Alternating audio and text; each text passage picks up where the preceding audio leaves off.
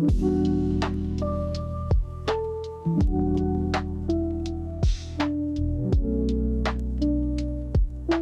Elder Scrolls Skyrim is quite comfortably the game I've put the most time into over the years. I've literally bought this game 4 or 5 times and do not regret it for a second, as every single time there was something new that warranted another playthrough. I've literally lost count of how many times I've narrowly escaped having my head chopped off in Helgen, only then to have to run away from Alduin.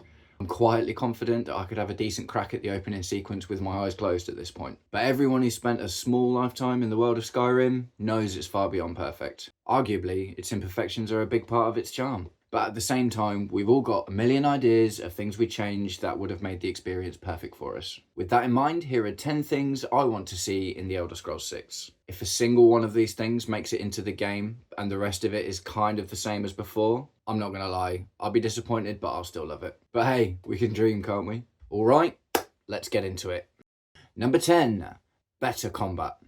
This isn't so much a dig at Skyrim, seeing as the game is literally a decade old at this point. But since having played so many incredible games with such innovative and dynamic combat, it's hard not to hope that Skyrim can up its game and make its main draw much more satisfying. Personally, I normally played a ranger type character. Bows, swords and shields. It's boring, I know, but hey, I'm a sucker for the classics. Give me 2 things, some sort of dodge and parry mechanics. Cyberpunk has a really nice dodge sidestep function. The melee combat is actually surprisingly good for a first-person game.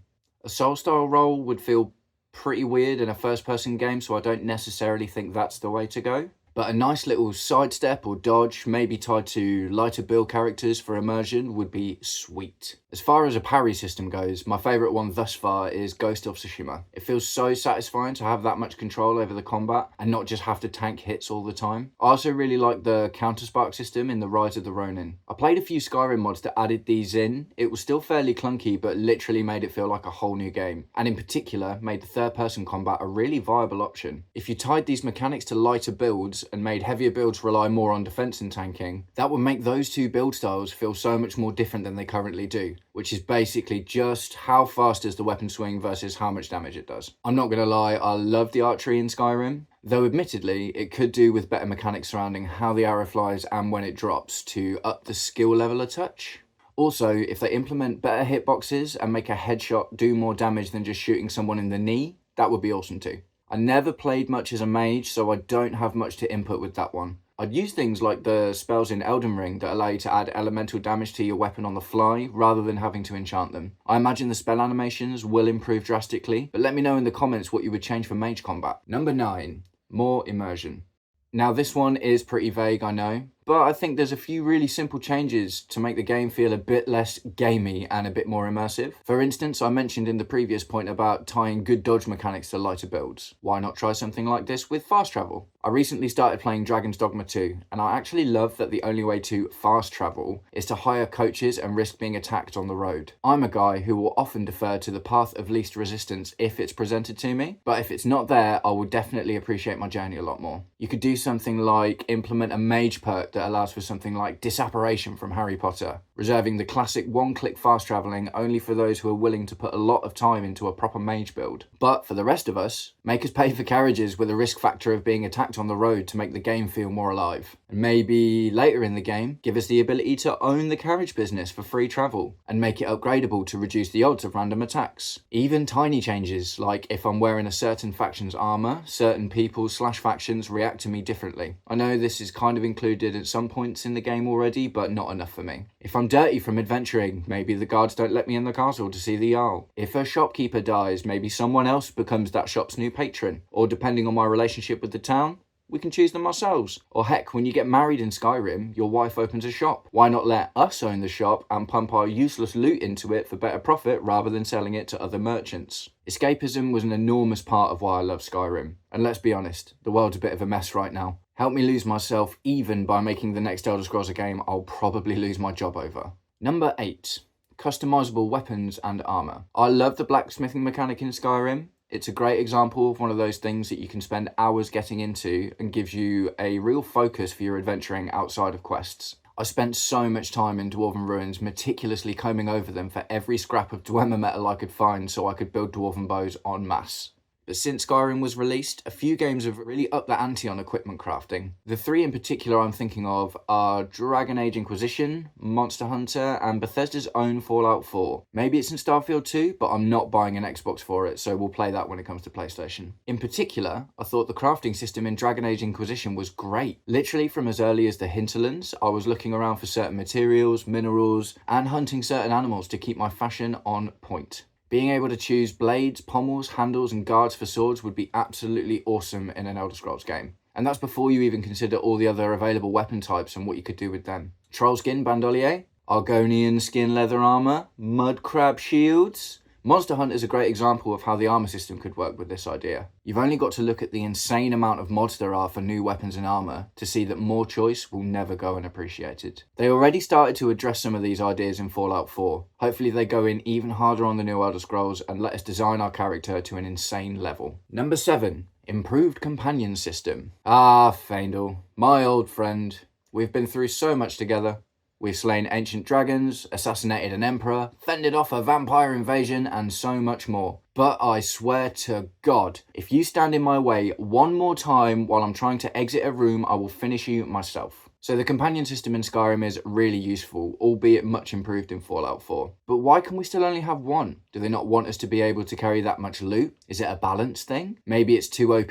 For example, finishing Dragon's Dogma 2 solo is not impossible, but really difficult because the game is built around having 3 pawns. Essentially meaning the main character is underpowered in comparison to a Skyrim or a Witcher type game. Fallout 4 made massive strides on companion control, with the ability to choose their equipment and the relationship mechanic that rewarded you with perks when you'd reached a certain level of closeness with them. Also, being able to assign companions to settlements was a cool idea, meaning everyone you found was being useful rather than just waiting around in their assigned location until you decided to bring them along with you again. I don't actually think it would take much to improve the companion system from Skyrim. Just give us more control over their equipment, more diverse dialogue rather than everyone saying, "Oh look, it's a cave, I wonder what's inside." For me, I'd love to be able to have at least 2 companions for that ultimate band of heroes power fantasy. Hopefully they can find a way to make it work. Number 6. Assassinations. I love the idea of a rogue build, stealthily slipping around locations, taking out rooms of enemies without them ever knowing I'm there, but also being able to hold my own when I'm inevitably discovered and swarmed upon. Now, I won't lie, being a sneaky archer in Skyrim was super satisfying. It was my first OP build and I cleared many a dungeon with my trusty bow and 6 times damage with archery in sneak perk. But for me, that's kind of where it ended. I know there's some sort of assassination mechanic in Skyrim where sometimes an animation triggers, but I found for the most part whenever I tried it, I'd sneak up behind someone, swipe at their leg with a dagger and they'd just collapse to the floor in a heap. It was effective, but I just didn't find it fun. Assassin's Creed obviously used to handle this really well, but there are more first-person games that Bethesda could take note from in order to improve the fun factor of playing as an assassin. The Bethesda-published Dishonored series did this really well. RIP. Although obviously that's largely what the games were built around. But even games like Far Cry and Cyberpunk have far more engaging stealth and assassination mechanics without that being the main focus of the game. Imagine being able to play Dishonored style throughout Tamriel. It would be a fitting tribute to a great series, allowing it to live on through a game owned by the same publisher. Number 5. Jumping while running. Movement and parkour. I recently achieved the platinum for Fallout 4, and it given me the Bethesda itch. I downloaded the PS5 upgrade for Skyrim, figuring that ultimately I prefer that game, so maybe even though I've got the platinum already on PS4, maybe I could have fun playing it again and getting the PS5 platinum. Fallout has spoiled me. Not being able to jump mid-sprint is so frustrating to me now. I can't believe I've played so much Skyrim and never realised it's a problem before. This is an easy win. I'm sure they won't leave this one out as it's been in games Bethesda have made since Skyrim. But bearing in mind the outrageous amount of patches and content updates there's been since it came out, I literally cannot believe that they haven't retroactively added the ability to jump while running. In general, more fluid movement options would be a massive plus. If you became a vampire in Oblivion, you could jump higher. It was crude, but it was there. Would it be too much to work in a Dying Light style agility system into a game like this? Some light parkour functions would be awesome for those who like stealthy assassin builds. Being able to easily climb or jump out of sight when things are getting hairy, only to lose your pursuers, circle round and assassinate them from a high place or from the shadows. Again, this could be tied into builds for immersion. I wouldn't expect a 2-handed build with heavy armor and a hench shield to be able to suddenly leap away from their enemies. But a light stealth build? Or even a mage build could have magically infused agility for a quick escape when swarmed upon to make up for their lack of armor. Number 4, reworked vampire and werewolf mechanics. Being able to turn into a werewolf or vampire is a great role-playing option, but I always found the actuality of the moment-to-moment gameplay rather disappointing. The werewolf power being a once-a-day thing was infuriating, and becoming a vampire never really felt good enough to warrant everyone hating you if you fully turned. Also, RE vampirism. I never really loved the idea of becoming more vampiric when you don't feed, as opposed to the more you feed, the further along the vampire transition you go. I was really excited when the Dawnguard DLC came out, but ultimately always sided with the Hunters because I hated the Vampire Lord design and general usability. I'm not inundated with ideas of how to improve these mechanics. I just know I'd like them to be better. And when I say better, I really just mean more fun. Whenever I became a vampire by accident, I always instantly cured it just to avoid the bore ache of it all. And I normally forgot about being a werewolf until I went to the vampire quest and had it pointed out to me. It just feels like a missed opportunity rather than something that's wrong with the game. Like, it's cool that it's there. I just hope if they put it in the next game, they do a better job of balancing the risk-reward factor and make it affect the role-playing aspect more heavily. Number 3, light survival mechanics. Survival games are cool because they are in their very nature immersive. Chopping down a tree, using that wood to create a bonfire, lighting it with some flint that you've found in order to cook something that you've hunted, so you can receive a passive buff, or you can just sleep next to the bonfire to recover health or pass the time of day. These things turn otherwise arbitrary game functions into something you've had to earn, which in turn makes it more fun. Now, I'm not talking full-on survival mechanics that make it the focus of the game. It doesn't need to be things like, if you don't eat, you lose health, or if you don't sleep, your stamina runs out quickly. Unless you're really into survival games, things like that can ultimately take you away from the natural ebb and flow of the gameplay in such a huge title like an Elder Scrolls game. I know there's a hardcore fanbase for these kinds of mechanics. I think just adding the lighter elements into the main game and tacking on a full-on survival mode as a separate option like before is the way to go. It just makes everything you can interact with feel more like you're doing something. I actually think Fallout did a good job with this by attaching material attributes to all of the loot you can collect. All of a sudden, a spoon isn't a spoon. It's metal. You can use that metal to craft items. Those items can be used or sold for more than the sum of their parts. It feels like another easy win to connect more of the world together in a tangible way, so all of these items and assets become more than just set dressing. Number 2, divorce. A nice simple one. Sometimes relationships don't work out. Sometimes you think you want to marry the Dark Elf woman who is the only person who can grow Nirnroot in the whole game, but you quickly discover that she is a prickly so-and-so who does not spark joy. But then you realise there is no option to dissolve said relationship. And even if you're feeling particularly unhappy to the point you've decided to give her the old Henry VIII treatment, suddenly her matrimonial bond with you has made her immortal. Sometimes it's okay to split up if you're trapped in a toxic relationship. Just a thought, Bethesda. And finally, number 1, let me build a town. Okay, I'll be honest, I sucked at building houses from scratch in Fallout 4. I am not a particularly gifted architect, but I sure as hell built loads of prefabs and warehouses to make pubs, bunkhouses and markets for my settlement. I really like the ability to fill out settlements, create farms, shops and other utilities, and I think this is something that can be built upon in the next Elder Scrolls. Personally, as opposed to being able to build a million settlements, I'd love to be able to take one area and build it up from scratch.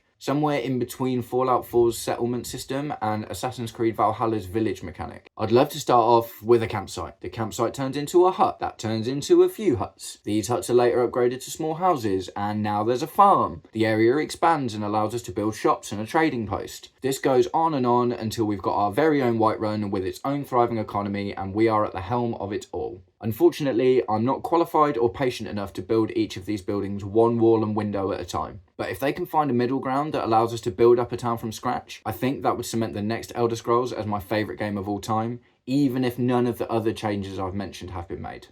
And there you have it, 10 things I would like to be in the next Elder Scrolls game. Hopefully we can get 1 or 2 of these suggestions in, but either way, I'm sure whatever Bethesda is cooking up is going to be phenomenal. I know Starfield received mixed reviews and Fallout 4 still has a divided fanbase, but the key thing that's given me hope is how quiet they've been about it all. Not a single official announcement for 6 years, something like that. And if I'm honest, I think that's the absolute best thing. I don't want to know.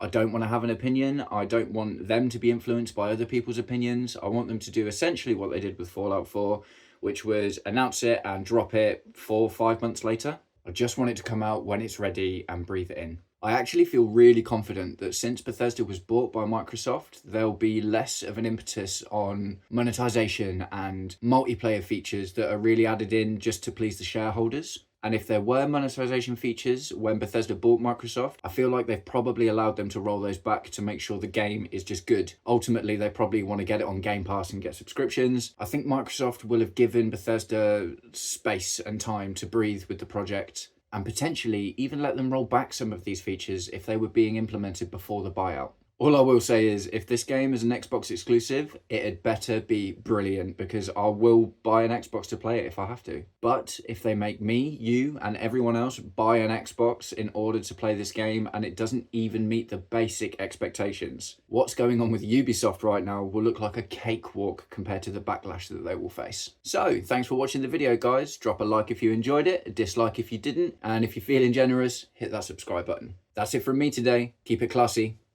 Peace.